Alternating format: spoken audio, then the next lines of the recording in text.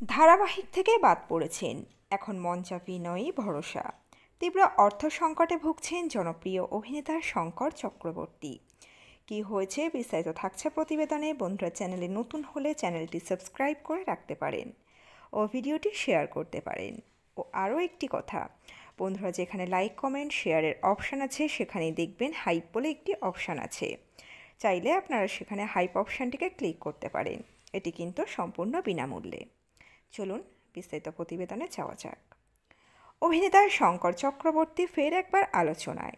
জনপ্রিয় এক প্রযোজনা সংস্থার ধারাবাহিক থেকে তাকে বাদ দেওয়া হয়েছে, কারণ তিনি সময় দিয়েছেন মঞ্চাভিনয়ে।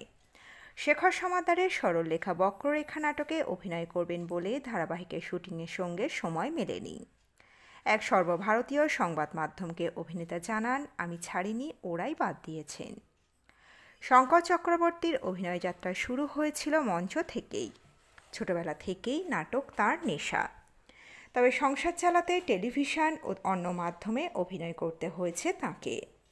এবারও নাটকের ডাক এলে তিনি ফেরাতে পারেননি।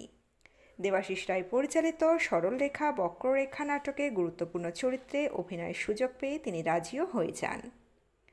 অভিনেতার কথায়, নাটক প্রথম মঞ্চস্থ হওয়ার আগে নিয়মিত মহড়া দিতে হয়, তার জন্য সময় লাগে।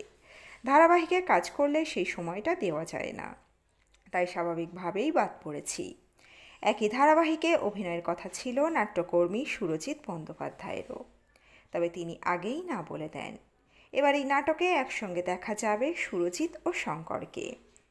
তবে এই সিদ্ধান্তে পড়েছেন সমস্যায় শঙ্কর চক্রবর্তী। দীর্ঘদিনের টেলিভিশনের ব্যস্ত সূচি হারিয়ে অর্থকষ্টে ভুগছেন তিনি। অভিনেতার গলায় কষ্টের সুর। এই মুহূর্তে সংসার চালানো কঠিন। মেয়েই এখন খরচ টানছে। ডিসেম্বরের মধ্যে কাজ না পেলে অবস্থা আরও খারাপ হবে। তবু আশাবাদী তিনি। নাটকে তার প্রাণ, সেটাকেই আঁকড়ে ধরেছেন শঙ্কর চক্রবর্তী। বললেন, আজও স্বপ্ন দেখি শুধু নাটক করেই দিন চলবে, অন্য মাধ্যমে অভিনয় করতে হবে না।